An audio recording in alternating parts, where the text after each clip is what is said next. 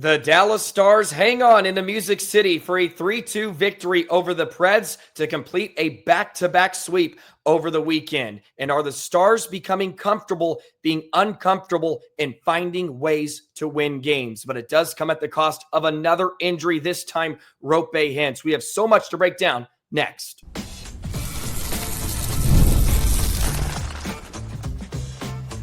You're Locked On Stars, your daily podcast on the Dallas Stars. Part of the Locked On Podcast Network, your team every day.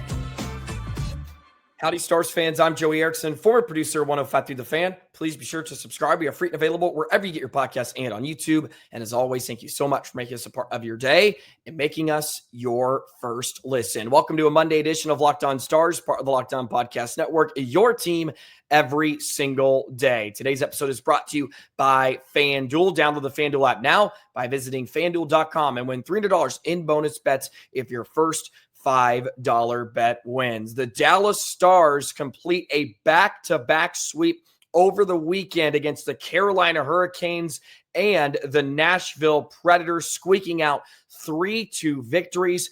And I think the Stars have found a way and a recipe they can win hockey games in their current makeup with all the injuries. Roope Hintz is now added to that list after the hit he suffered against Taylor Hall. We'll talk about that and how the Stars may have a silver lining in all of this, and we'll play Galaxy grades as well at the end of today's show. So stick around for that. As always, thank you so much for the love and support on each and every show. But my biggest takeaway and what I want to lead off the show with tonight is this is how Dallas has to win hockey games right now. It is not going to be aesthetically pleasing in their current makeup. They just have too many injuries. Roope Hintz, Matt Duchene, two very important centers, two of the top centers for the Dallas Stars. They're asking Sam Steele to step up and play on the top line. They're asking a lot of others like Adam Ernie, like Radek Faksa, who normally just play that fourth line checking role. They need them to step up and take on some of the load, take on some of the burden with the injuries. And there are just going to be moments, there's going to be lulls in each and every game for Dallas. And tonight against Nashville, it was really the first 30 minutes. They just did not have their legs. They were not winning battles. They were slow. They were real sloppy with their puck control. But if they get really good net minding, like they did from Casey DeSmith tonight, and they get just enough offense, and they win the special teams battle, they get a huge power play goal tonight from Mikko Rantanen. That was the difference maker in the contest with 1 second remaining on the man advantage and a tie hockey game on the road. Everybody's tired, under 10 minutes to play. You have to cash in on that opportunity. They were 0 for 4 up to that point. The first minute and a half was not very good, and they cash in. They convert. What a pass by Maverick Bourque as well. He was phenomenal in the game. But that's just what Dallas has to be right now. They are going to struggle at times. It's going to be hard, but I think that may be a good thing for Dallas. They just have to find ways to win games. And after losing 3 straight, winless in 4, they bounce back here against 2 really good teams. Carolina's off to a scorching start, of course. Stars get some luck there. They cash in on their power play opportunities. Their PK was great. And once again, tonight, they give up a power play goal, but they cash in on a huge man advantage late. And that's just sort of how Dallas has to muster up wins right now. They're just missing a lot of in key bodies, in key positions, like important pieces that you were expecting to be large parts of your group here this season. And I didn't even mention Jamie Benn, just your captain and emotional leader. It has been all thrown out of whack, and this is a big challenge. But this can be a recipe, right? Sometimes you just got to bend, don't break. DeSmith, Otter make just enough saves. DeSmith was excellent tonight. He ends up stopping 23 of 25. One of his saves was kicked out, which led to the Johnston goal on the 2-on-1, which tied the game. That was beautiful. A nifty little move through the 5-hole of Onanen, who was great for Nashville too. It looked like the Stars were going to get goalied through the first 2 periods, or at least first half of the hockey game, because when Dallas did a ton in the first half, it was a tale of 2 halves for Dallas. When they did, Onanen just was stone cold. He made a couple of tart saves on Sagan and Steele point blank, and it felt like it's just going to be that type of night, isn't it? But they just continue to whack away, and they got that power play in the second period, which they didn't really create much, if anything at all, but it did give them some momentum, and then they started skating. Then they started leaning on Nashville. They came out great in the third period. It was a really great final 20 from Dallas. And when they get their tail up and they can lean on teams, they can play with some physicality, get pucks in, right? Some of the cliches just wear down the opponent and you force them to defend. They take penalties, which they did tonight. You get 5 power plays. You like to convert a bit more, but you converted on the one you had to. Otherwise, it probably goes to overtime, and who knows what happens. And maybe we're talking about a different result. But I just thought that was a really gritty road win. Really gritty road win. Had to travel, of course, to get to Nashville. And the Stars sweep the weekend. That's a couple of big-time wins. Oh, they just feel so massive right now. If you take 1 of 4 points, we're sitting here thinking, my goodness, the hill's just a bit steeper now. And that is with the loss of Hintz, right? Right now, they just have to find ways to pick up points, to win game. Can you just hold on, right? Can you hold on during the next month or two? Hopefully you get bodies back. And then you can start to,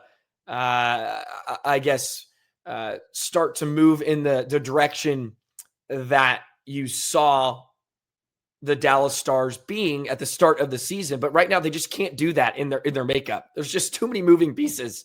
They're asking a lot out of different guys to play in weird spots. Welcome back, Oscar Beck, by the way. A beautiful deflection for the first Stars goal tonight. That was an excellent goal to get Dallas on the board. And that just comes from hard work, right? From Bastian, Beck, and Foxa. They win a battle on the walls. And those were the type of battles they weren't winning in the first half of the hockey game. They work it up high, and then Beck gets the tip. They ended up out shooting Nashville 27-25. At one point, I think it was 27-18. Like Dallas had just flipped the script. After 2 periods, Nashville had 16 shots. Dallas was up to what? What's 13 plus 5? 18. Math is hard for me. So it was rather close. But in the first 5-10 minutes of that third period, Dallas was on the attack. They were the aggressor. And that was great to see. They were forcing the issue, dictating play, and they get rewarded by drawing a penalty. It's a delay of game minor, but you'll take it. That's what happens when you force teams to make plays they don't want to make. It was pretty. It was a chore. Oh, the first period and a half was like, my goodness, Stars could not get past the red line. They couldn't connect with one another. It was just sloppy. And Nashville should have had probably more than a 2-goal lead, but that's props to DeSmith. Stars held them in. That's the job of a backup netminder on these second nights of back-to-backs. You need him to be great. He was stellar, and the Stars did enough. They did enough in both games. The power play comes through, and just a real pleasing 2 wins. A real pleasing 2 wins for Dallas. But it does come at the cost of Roope Hintz. Stars made some moves today. We'll get into those. And now Hintz may be out for some time. We'll discuss that and how the Stars have to meander through another obstacle after this.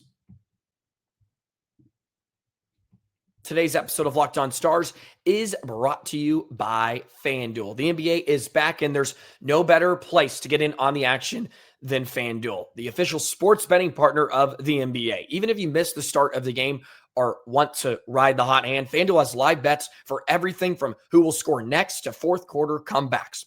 Plus, you can even combine your live bets into a same-game parlay for a shot at a bigger payout.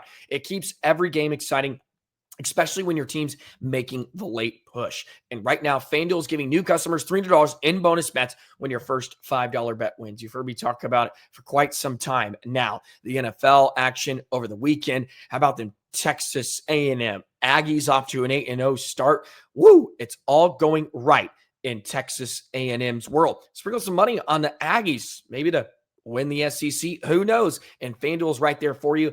For college football, for NFL, for NBA. $300 in bonus bets when your first $5 bet wins. So head to FanDuel.com to sign up, play your game with FanDuel, the official sports betting partner of the NBA. So Roope Hintz takes a lick from Taylor Hall on Saturday night against Carolina in the third period. And I'll start off with some of my thoughts on the hit from Hall.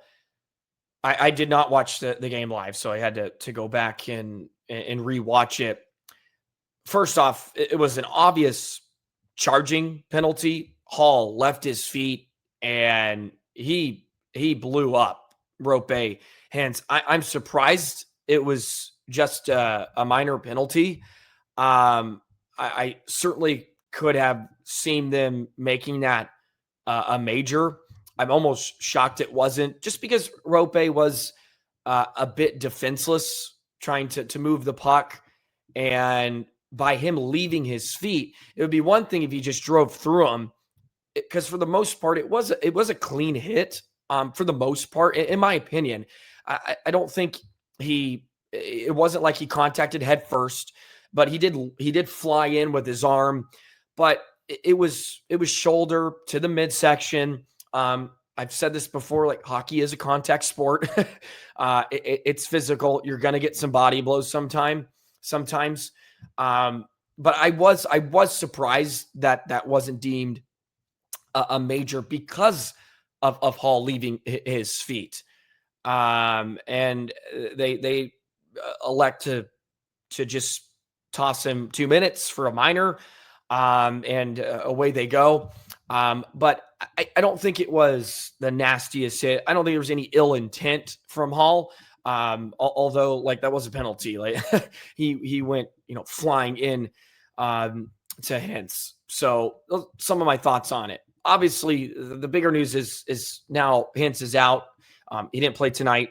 Obviously, as I pointed out. And now Dallas is down, two of their top centers, two of their three.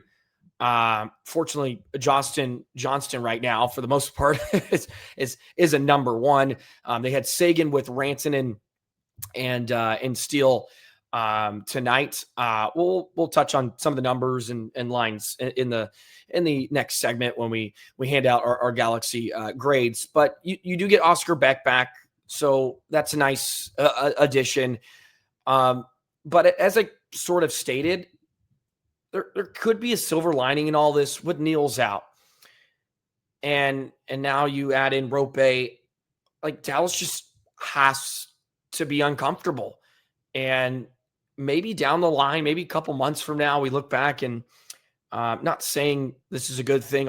We want the Stars to be healthy, but maybe it's a good thing they go through some of this adversity early.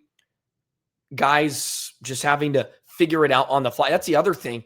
The Stars aren't practicing a ton, and they just have to figure it out. And you can't go on these lengthy, long slumps, especially losing streaks.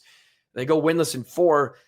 You can't have that happen another time just because you're going to get left behind, especially in the Central, which is tough. The West is all chaotic right now. So you have to stay within striking distance. Can you just hang around, right? Can you be competitive? stay within arm's length. That way, when you do start to get healthier, get some bodies back, you'll be in good position. I think that's just how the Stars have to think about it right now. Some of the moves that happened earlier here today, filming this on a Sunday, Niels Lundqvist was placed on LTIR. That stings. We were hoping it was more like of a week-to-week situation. I believe that means he has to miss 3 or 4 weeks. I could be wrong on that. Or maybe it's 6 games, something of that nature. So he's going to be out now. They did call up Kyle Capobianco. He was a candidate I threw out there on Friday's episode, I believe. Could have been Thursday of last week. I thought he would probably be the likely candidate to be brought up for Dallas. And that was the case today. So he has been recalled. I think they're going to need to get him in.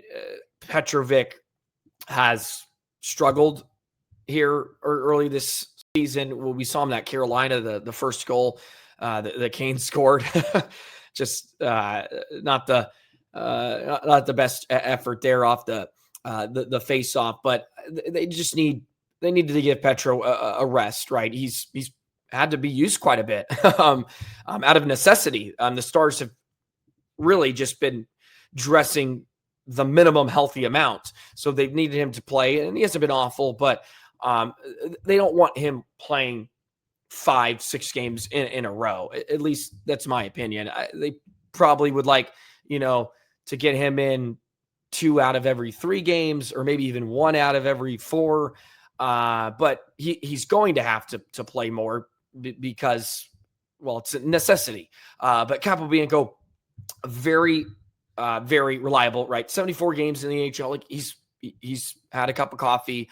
Has been great in Texas since he was picked up last year. That was a nice key acquisition for Texas. So I imagine we're going to see him here in the next couple of games. I would imagine they want to get him sort of involved. He does have a little offensive pop, and he's 28. He's going to be fresh, and Dallas just needs that right now. They've been asking a lot out of Miro. He's played a ton. They have him all over the place, and he's getting involved, man. Miro got a couple of goals over the weekend, which was nice. Just not trying to score, but he throws some pucks off sticks, and that helps. Rich Scovian, he's kind of playing up in the lineup. He's had some juice. It's nice to see him play a bit more, but right now, like the Stars are being carried a bit by their top guys. The good thing is, I mean, it's even crazy to think, with Duchesne now, you got Rantanen, you got Robo, you got Johnston. Like, that's still pretty good. A lot of teams would love to have that. So those guys have stepped up. I think they have. And Miro's looked really good over the last couple of games. Look, he's made mistakes. Don't get me wrong. That first period against Carolina, that bobble he had was, but he's playing a lot. So is Hartley. I think we're just going to have to live with some of that because they're being relied on for heavy minutes. They're going to be a bit weary. I know it's still early, but these games are coming fast. They're trying to do too much at points. I think some of that is just over trying. They got to get that out of their game a bit and be a little bit more simple. And I think Dallas can benefit from this. I really do. Just figure it out, right? Just figure it out. Like, they're going to have the first period like we saw against Nashville, and the first period we saw a couple of games ago against LA, I believe it was. It's just ugly. It's right? Just disgusting. Not LA. They were actually pretty decent against LA in the opening period, but anyway, you get the point, right? There's a couple of games where it's just It's stretches of bad play, turnovers, giveaways, yada. But, the other night on Saturday, they blocked 30 shots. They're sacrificing the body. Tonight, they blocked some shots. Robertson with a couple big blocks. Steele with a couple big blocks. They're selling out. They're making plays. And that's all that matters at this point. No one cares. No team's apologizing for injuries. Carolina was beat up too. No one feels bad for them. Nobody feels bad for Dallas. And they know that. They know that. So they buckled up over the weekend. Those are just, that's massive. What, 5-3 feels infinitely better than what could have been 3-5 or 3-4-1. Right? That's huge. It's early to talk about standings, but their first wild card, if that means anything, through 9 games. So here we go. It's going to be a wild ride the next month. So buckle up, Stars fans. It's going to be a fun one. All righty. Let's give out some Galaxy grades. We did this the other night. Stars went through a little bit of a losing streak, so I didn't feel the need to break this out. So let's do it again. We had some fun. I'll break down the rules again, and would love to hear your answers and comments. We'll do that in just a moment. Today's episode of Locked On Stars is brought to you by our friends at Gametime. Hockey season is officially here, and nothing beats being in the arena for those opening games. But let's be real. Getting tickets can be a total headache between waiting in queues, surprise fees, prices that jump before checkout. It's easy to get frustrated when all you want to do is just cheer on your team. I've had issues before with certain sites where it's just completely ruined my desire to even go to the game. But that doesn't happen with Gametime because it's simple. It's easy. It gives you the advantage, right? It allows you to see your view from the seat that you're thinking about purchasing before you have to buy it. That way you can understand where you're going to be, make sure there's no obstructions, and you can find tickets for under $25. It has no hidden fees, and they have this thing called zone deals. It is a great option. You pick the section, Gametime will pick the seats, and you can save big. So take the guesswork out of buying NHL tickets with Gametime. Download the Gametime app, create an account, use the code NHL for $20 off your first purchase. Terms apply. That's code LOCKED, own NHL for $20 off. Swipe, ticket, tap, and go. Let's do some Galaxy grades on today's episode of Locked On Stars. And if you recall from the last time we did this, I'll give a refresher as well. We're having 3 grades. We have a supernova. That's the top grade. It's like your first star. We'll give a shooting star. Great, but maybe not worthy of the big one. And then a black hole. A black hole is like one negative thing, and it doesn't have to be a certain player. It can just be a specialty. It could be a penalty kill. It could be really just something completely stupid. So we'll do that as well. Maybe for the weekend. You can do it for the weekend as a whole. Would love to hear your answers in the comments below, and then we'll touch on some of the numbers from tonight against Nashville as well. Okay, we'll start with a black hole. It goes to Carolina defenseman Sticks, allowing Miro to score a couple of goals by just rifling shots off twigs and into the back of the nets. Not a good weekend for the Canes defensemen and their weapons of choice. Got to figure that out. So a black hole for the Canes defenseman Sticks is being handed out over the weekend. Stars with a back-to-back sweep, which was so sweet. Otter was great. So was Casey DeSmith. Identical 3-2 victories. Now, for a shooting star, this one, it's a tough one. I'll give it to Jason Robertson. He was great tonight.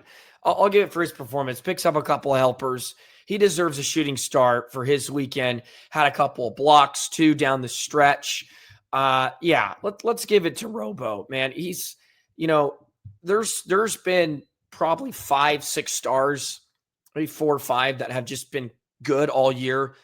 Robo, Johnston, Sagan is in that conversation. I think firmly in it, not just in the conversation. Robo's in there. I throw Rantanen in there. I know he's taking too many penalties right now, but look, the guy, for all he does, just produces. He was good. So we'll give him the shooting start. Now for the Supernova, we'll just give it to Stars goaltending over the weekend. Stars net minding gets a Supernova. Casey DeSmith with an excellent night stops 23 of 25 tonight. He has stops 23 of 25.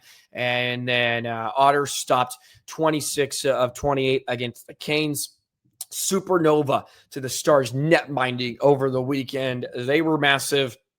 Stars need them to be when they go through those stretches of really just lack of puck control and at points just maybe forgetting what's going on. They have some brain farts here and there, and they take some time to get their legs going and just skating. That was the thing tonight against Nashville. It was like all of a sudden it just seemed like they were skating, like they just were skating better. It wasn't like massive adjustments they made. It was just they started competing and just being harder on pucks. And sometimes it's all it is, right? Just winning battles. It can be simple. Hand-to-hand combat. Remember that phrase? Goldson's use a ton. Hand-to-hand combat. Just win your battles. You win 50-50 pucks, you're probably going to end up on the right side of the score sheet at the end of the night if you do that. So those are our Galaxy grades here on a Monday. Now for some numbers to throw your way. I always like looking at some of the analytics. Natural Stat Trick is always a great resource. Stars outchanced the Predators 19-18 at 5-on-5. It was 10-7 in favor of the Stars in high danger chances. They outshot them 20-17. Expected goals for 2.12 to 1.76. So the Stars did have the advantage at 5-on-5. And that really stemmed from about the midway point of the game. They were just much better. And they started testing on it, and that was great. Beck, in his first game back, he played 8:28. He scored a goal. Just needed one shot. So welcome back to the lineup. He graded out really good. Third highest player in the game via hockey stat cards. Robo with a couple of assists and 2 blocks. His game score was 2.37. Man, he has just been really slippery. He is just firing shots on net at will. He ended up with 4 shots tonight. I believe Razor said he had 9 shots in the past 2 games coming into tonight. He just looks so dangerous. He has been just on a mission to begin this year. His expected goals for 3.78 tonight. That was massive in all situations. At 5-on-5, it was 1.21. Not bad. He was looking great. Bork is, that's the one line they've kept together through all of this. Bork, Johnston, and Robo, and they're flying around. They're making things happen. That line ended up with how many scoring chances? 7 scoring chances. The next closest was 2, and it was Blackwell, Ritzkovian, and Ernie. Like that's lugging the mail, right, for those guys. And at one point, at second period, they were going back and forth. DeSmith makes that save, which springs the 2-on-1. And Johnston was able to bury it. What a season he's having. He's up to 6 goals now on the year. Love to see that. That was a sweet little feed from Robo. By the time Robo was ready to make a play, I thought the pass was taken away. But he threads the needle. And Onanu was there. And Johnston was able to make it happen. That was beautiful. All in all, just a gutsy, grimy victory on the road for Dallas. Miro played over 25 minutes along with Harley. Robo played 24. Goalie it's one thing, we're seeing right with DeBoer, at least over the last couple of years. You didn't see a lot of guys play over 20 minutes, especially up front, outside of Johnston, maybe. Like Johnston, I think he averaged just over 20 minutes last year. You didn't see that. You're not seeing multiple guys. But now you get like Ranton and Johnson, Robo. They're consistently, getting over 20 minutes a night. Part of it is they just need offense. They at times it's like, are they ever going to score? But they have the talent to do so. And tonight they converted on chances and their looks, which they desperately needed. Just a really, really good night. Looking around for any numbers that were maybe a bit appalling. Robo, when he was on the ice, scoring chances 21-15 in his favor. That's good. Miro 17-10, right? Like we're getting that consistently out of Miro. He is just a driver, and it doesn't always lead to points. In fact, it rarely does. But good things happen usually when he's helping lug the mail, especially on exits, and just getting the Stars up the ice, which has been a chore at points this season. Harley picks up an assist tonight, right? He just continues to whack away. He gets shots through. Like they're just a good combination together, and love seeing them play well. Need them to be kind of on it together at one point. They've kind of each gone through their lulls here. If they can both be on point together at the same time, watch out. Stars are going to be dangerous. But that's some numbers from the evening. Anything else that sticks out? Not really. Good stuff from Dallas. Finding ways to win, right? As Razor once said, sometimes you got to pee in the kitchen sink. Stars had done that over the last couple of nights. So that's going to do it for today's edition of Locked On Stars, part of the Locked On Podcast Network, your team every single day. As always, like, comment, and subscribe. Thank you for those of you that have joined us here that are new. Please stick around. We're happy to have you. And let's go Stars, baby. We'll see you on the next episode of Locked On Stars. Have a great day. So long, Stars fans.